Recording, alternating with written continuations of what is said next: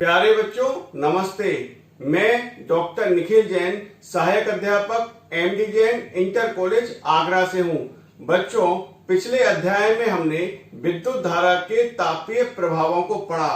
आज हम अध्याय 13 विद्युत धारा के चुंबकीय प्रभाव को पढ़ेंगे। आज हम निम्न बिंदुओं पर चर्चा करेंगे: चुंबकीय क्षेत्र और क्षेत्र रेखाएं, किसी विद्युत धारावाही चालक के कारण चुंबकीय क्षेत्र, सीधे चालक से विद्युत धारा प्रवाहित होने के कारण चुंबकीय क्षेत्र, विद्युत धारावाही वृत्ताकार पास के कारण चुंबकीय क्षेत्र, परिनालिका में प्रवाहित विद्युत धारा के कारण चुंबकीय क्षेत्र, विद्युत मोटर, वैद्युत चुंबकीय प्रेरण, विद्युत जनित और घरेलू विद्युत परपथ। तो आइए अध्याय को शुरू करते हैं। विद्युत धारा का चुंबकीय प्रभाव। चित्र में एक विद्युत परिपथ को प्रदर्शित किया गया है।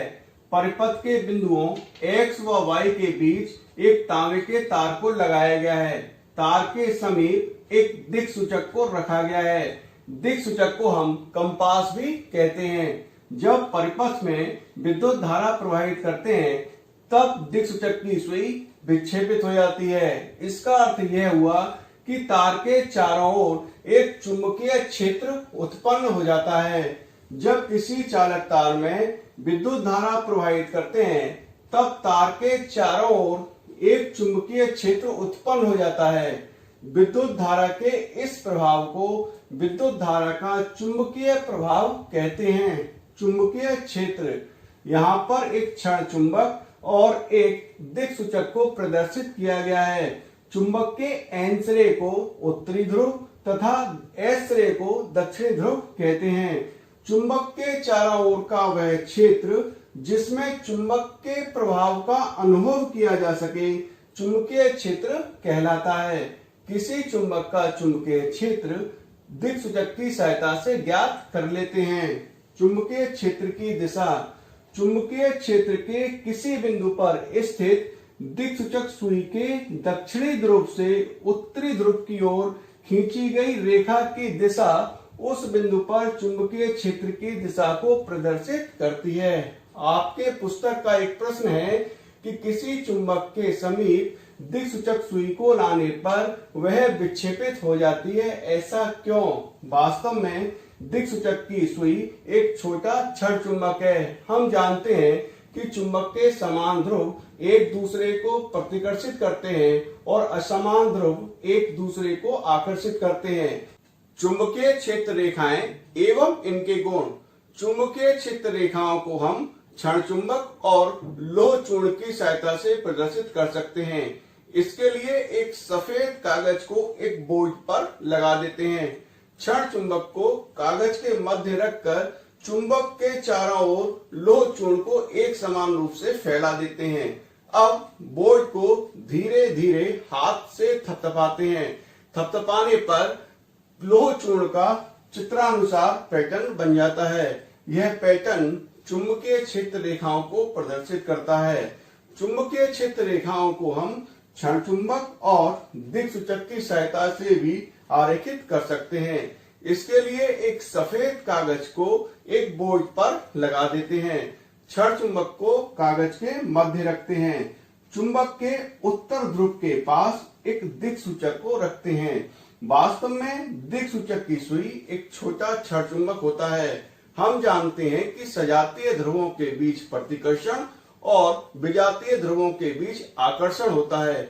इसी कारण से दिक्सूचक सुई का दक्षिण ध्रुव चुंबक के उत्तर ध्रुव के समीप आ जाता है और इसका उत्तर ध्रुव चुंबक से दूर चला जाता है। पेंसिल की सहायता से दिक्सूचक सुई के दक्षिण ध्रुव और उत्तर ध्रुव पर बिंदु लगा लेते हैं। यही प्रक्रिया को दोहराते हुए दिक्सूचक को धीरे धीरे धीरे चुंबक के दक्षिण ध्रुव तक लाते हैं। इन सभी बिंदुओं को मिलाने पर एक वक्र प्राप्त होता है। यह वक्र चुंबकीय क्षेत्र रेखा को प्रदर्शित करता है। इसी प्रकार अन्य चुंबकीय क्षेत्र रेखाओं को हम बना सकते हैं। चित्र में क्षण चुंबक के चारों ओर चुंबकीय क्षेत्र रेखाओं को प्रदर्शित किया गया है। आइए अब हम चुंबकीय क्षेत्र रेखाओं के गुणों को इस चित्र के माध्यम से समझते हैं। पहला गुण, चुंबकीय क्षेत्र रेखाएं चुंबक के उत्तर ध्रुव से प्रकट होती हैं और दक्षिण ध्रुव पर विलीन हो जाती हैं। चुंबक के अंदर इनकी दिशा दक्षिण ध्रुव से उत्तर ध्रुव की ओर होती है। इस प्रकार चुंबकीय क्षेत्र रेखाएं एक बंद वक्र बनाती हैं। इनका दूसरा गुण, जहां चुंबकीय क्षेत्र रेखाएं पास पास होती है वहां चुंबकीय क्षेत्र अधिक प्रबल होता है, और जहां चुंबकीय क्षेत्र रेखाएं दूर दूर होती हैं वहां चुंबकीय क्षेत्र दुर्बल होता है। यही कारण है कि चुंबक के ध्रुवों के समीप चुंबकीय क्षेत्र सबसे प्रबल होता है। इसका तीसरा गुण, दो चुंबकीय क्षेत्र रेखाएं कभी भी एक दूसरे को प्रतिच्छेद नहीं करती।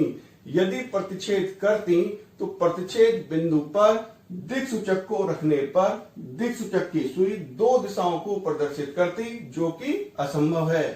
किसी विद्युत धारावाही चालक के कारण चुंबकीय क्षेत्र।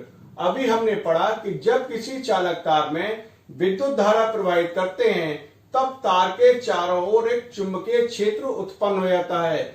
इस चुंबकीय क्षेत्र की दिशा ज्ञात करने के लिए चित्रानुसार एक सरल परिपथ बनाते हैं। इस परिपथ में तांबे के एक लंबे तार को दिक्सूचक सुई के ऊपर रखा गया है। जब परिपथ में विद्युत धारा की दिशा उत्तर से दक्षिण की ओर होती है तब दिक्सूचक की सुई उत्तर पूर्व की ओर विक्षेपित हो जाती है।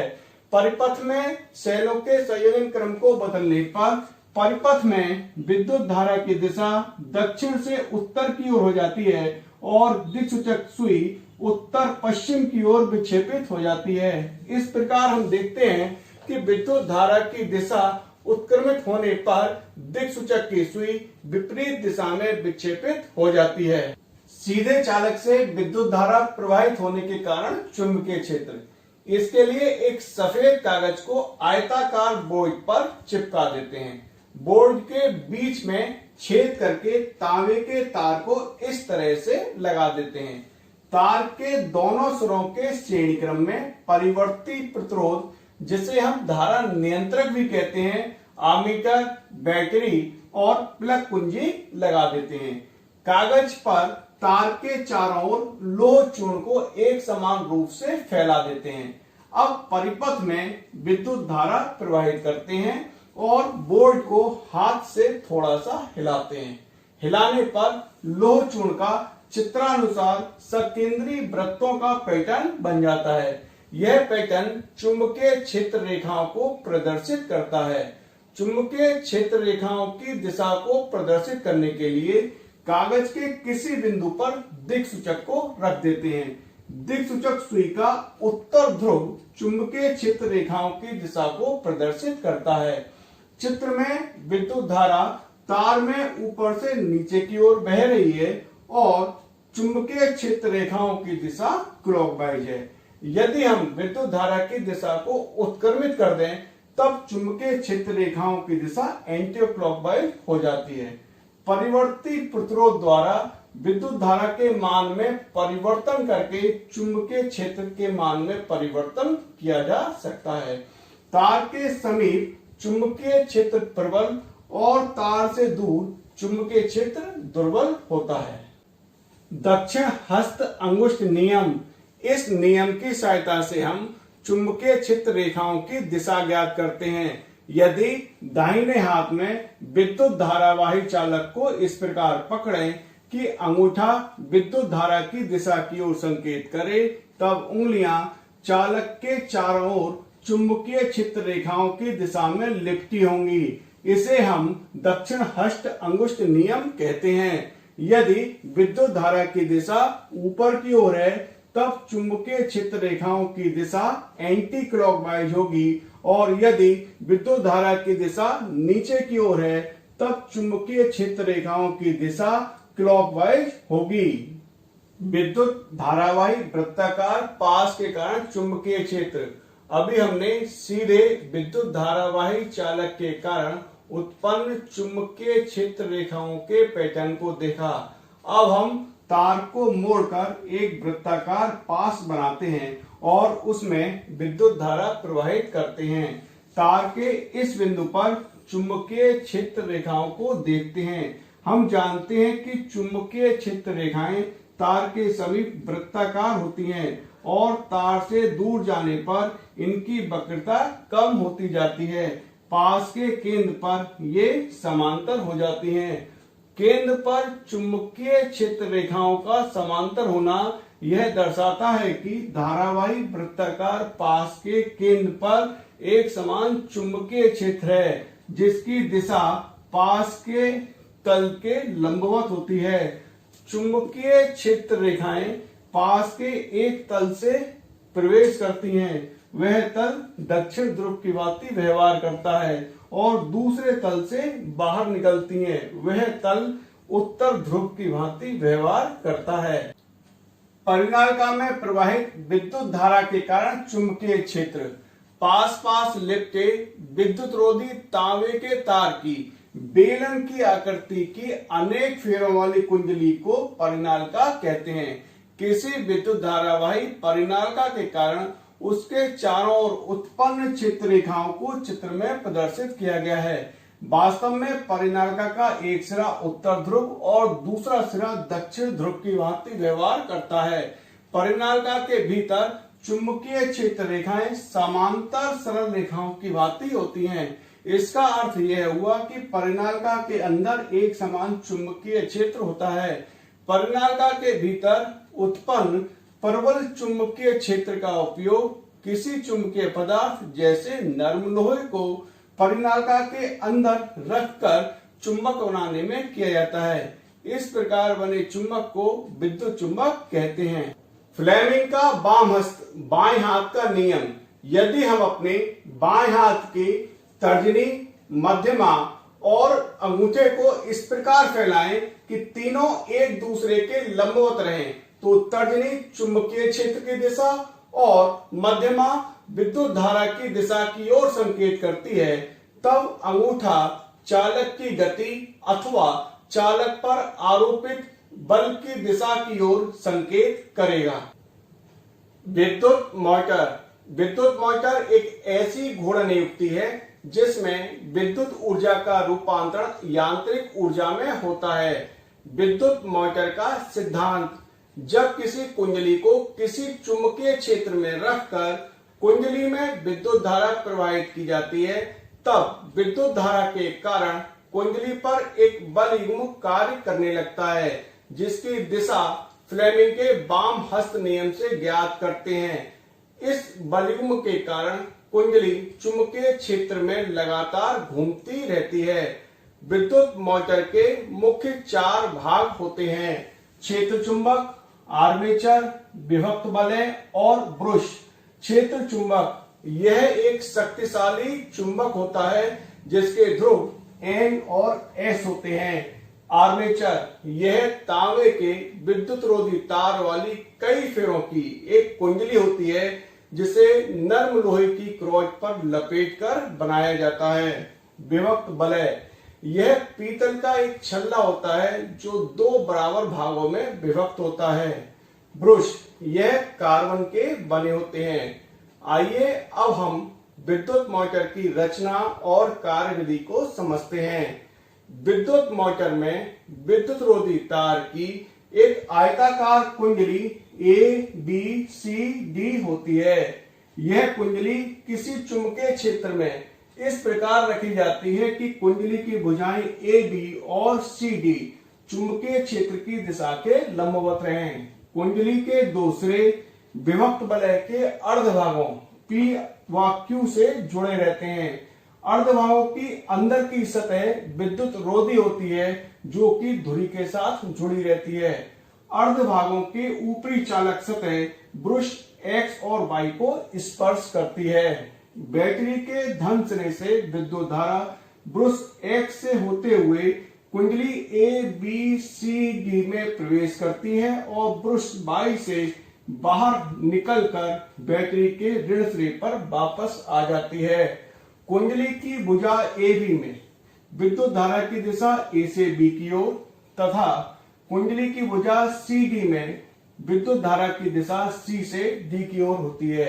इस प्रकार कुंडली की भुजा AB और CD में विपरीत दिशाओं में विद्युत धारा प्रवाहित होती है। फ्लेमिंग के वाम हस्त नियम के अनुसार भुजा AB पर एक बल नीचे की ओर कार्य करने लगता है तथा भुजा CD पर एक बल ऊपर की ओर कार्य करने लगता है। इन दोनों बलों से बने बलयुग्म के कारण कुंडली तथा धुरी वामावर्त घूर्णन करने लगती है। आधे घूर्णन के पश्चात Q का संबंध X से और P का संबंध Y से हो जाता है। इस प्रकार कुंडली में विद्युत धारा की दिशा उत्क्रमित होकर DCBA हो जाती है। वह युक्ति जो किसी परिपथ में विद्युत धारा की दिशा को उत्क्रमित कर देती है दिक् परिवर्तक कहलाती है। विद्युत मोटर में विभक्त बल दिक् परिवर्तक का कार्य करते हैं। विद्युत धारा की दिशा उत्क्रमित होने पर कुंडली की भुजाओं AB और CD पर लगने वाले बलों की दिशा भी उत्क्रमित हो जाती है।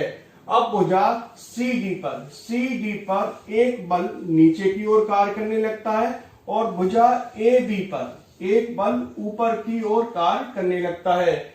इन बलों से बने बलयुग्म के कारण कुंडली और धुरी पुनः उसी दिशा में आधा घूर्णन और पूरा कर लेती है। इस प्रकार प्रत्येक आधे चक्कर में विद्युत धारा की दिशा उत्क्रमित होती रहती है और कुंडली एक ही दिशा में लगातार घूमती रहती है। विद्युत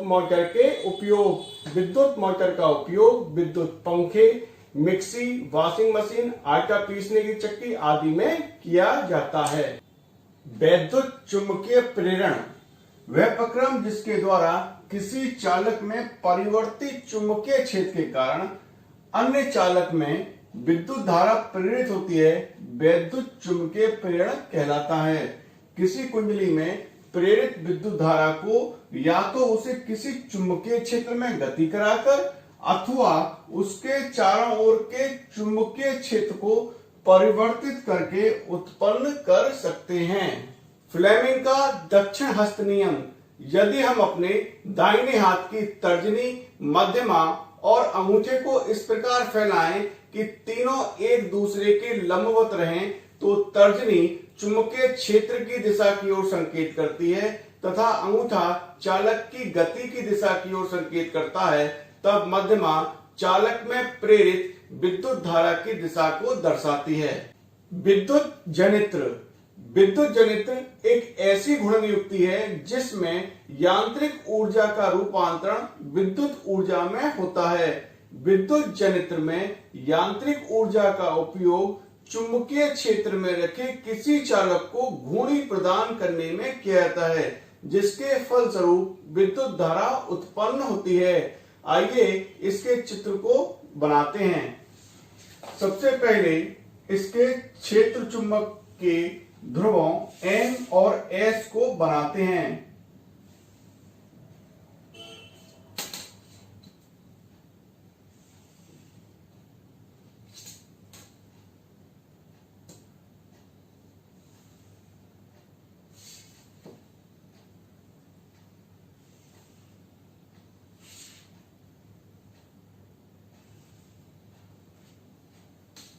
ये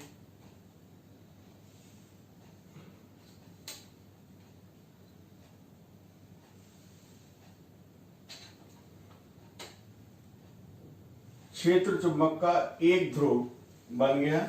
अब दूसरा ध्रुव को बनाते हैं।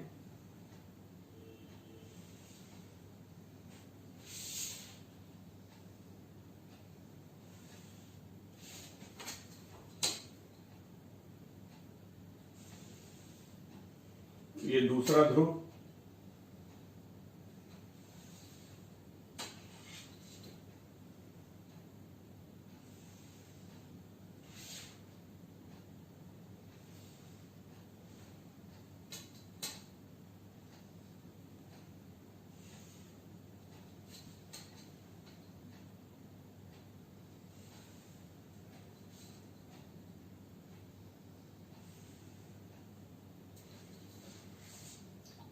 ये N ध्रुव और ये S ध्रुव। अब इन दोनों ध्रुवों के बीच एक कुंडली को बनाते हैं।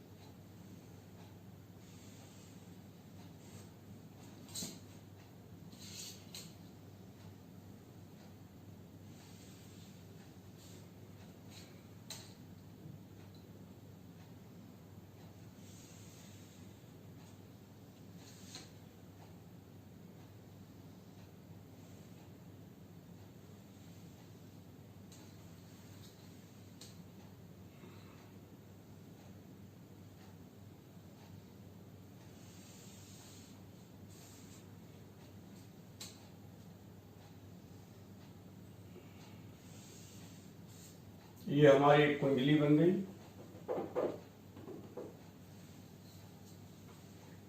इसके बीच में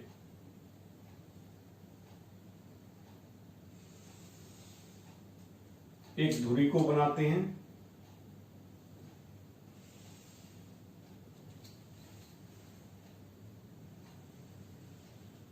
ये इसके बीच एक धुरी बनाई।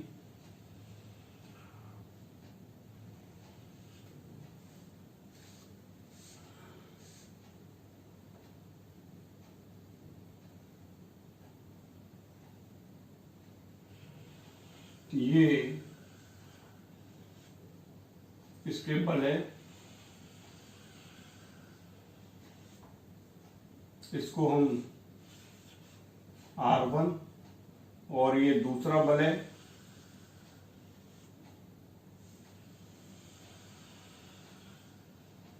जिसको हम R2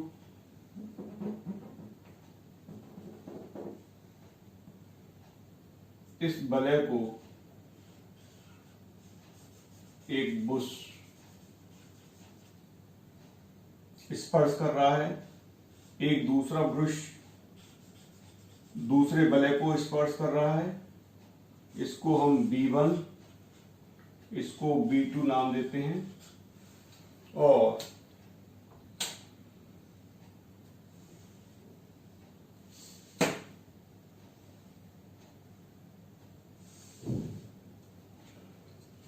ब्रुश B1 और B2 को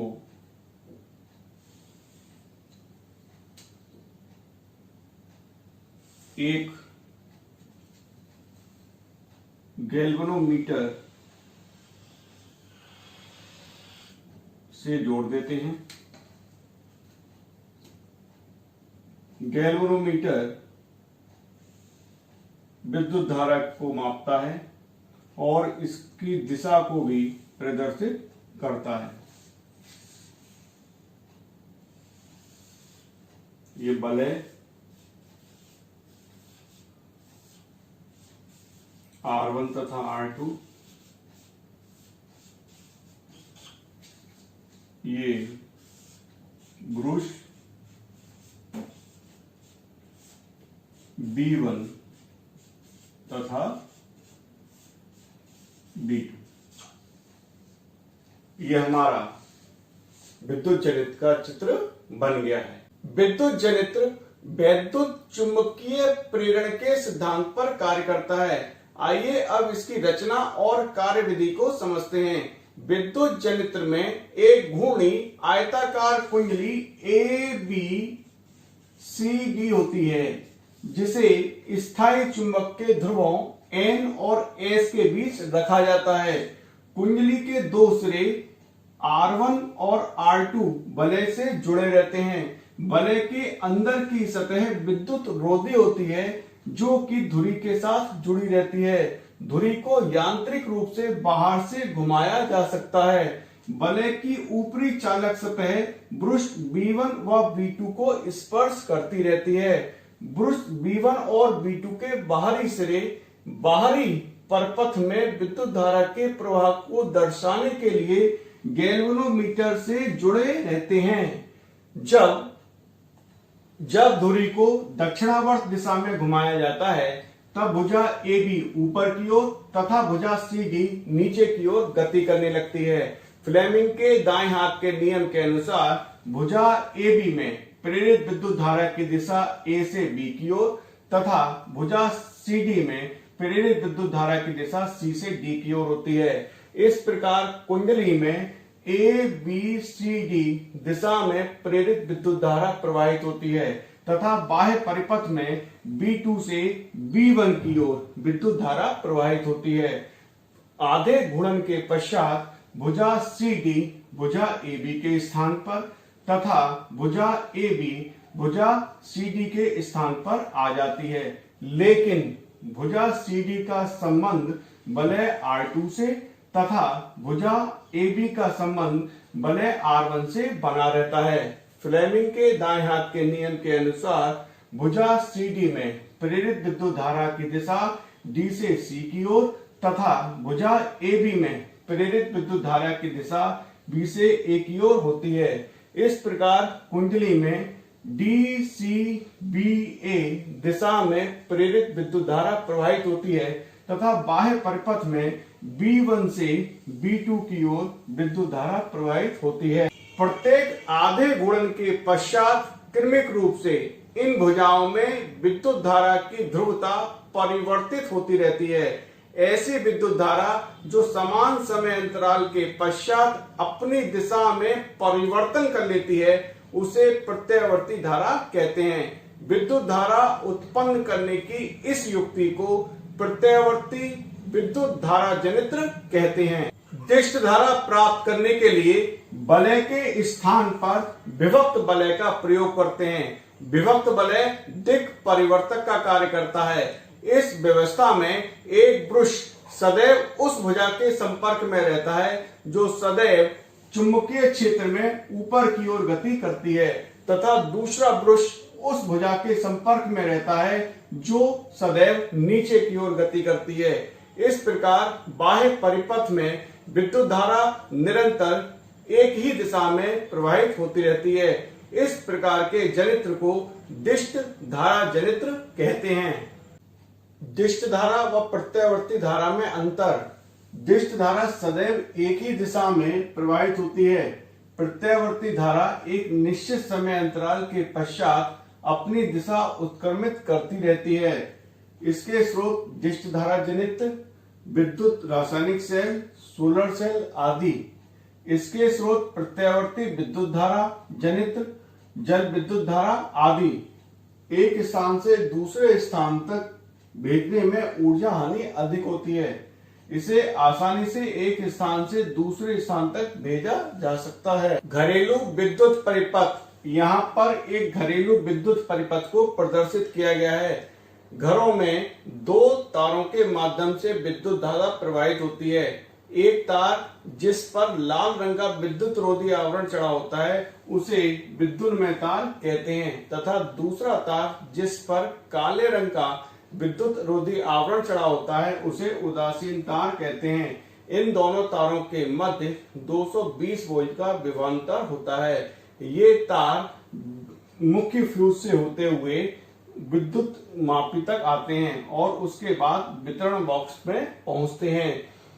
प्राय घरों में दो पृथक परिपथ होते हैं। एक 15 एम्पियर विद्युत धारा अनुपातांक के लिए जिससे हम एसी, फ्रिज आदि चलाते हैं और दूसरा 5 एम्पियर विद्युत धारा अनुपातांक के लिए जिससे हम बल्ब और पंखे चलाते हैं। भू संपर्क तार जिस पर हरे रंग का विद्युत रोधी आवरण चढ़ा होता है, इस तार को किसी धातु की प्लेट से संयोजित करके जमीन में गाड़ देते हैं। यह तार विद्युत धारा से सुरक्षा प्रदान करता है। गृह कार्य। दो चुंबकीय क्षेत्र रेखाएं एक दूसरे को प्रतिच्छेद क्यों नहीं करती? फ्लेमिंग का वामहस्त नियम लिखिए। विद्युत मोटर का क्या सिद्धांत है? विद्युत जनित्र का सिद्धांत लिखिए। दिष्ट धारा के कुछ स्रोतों के नाम लिखिए। धन्यवाद।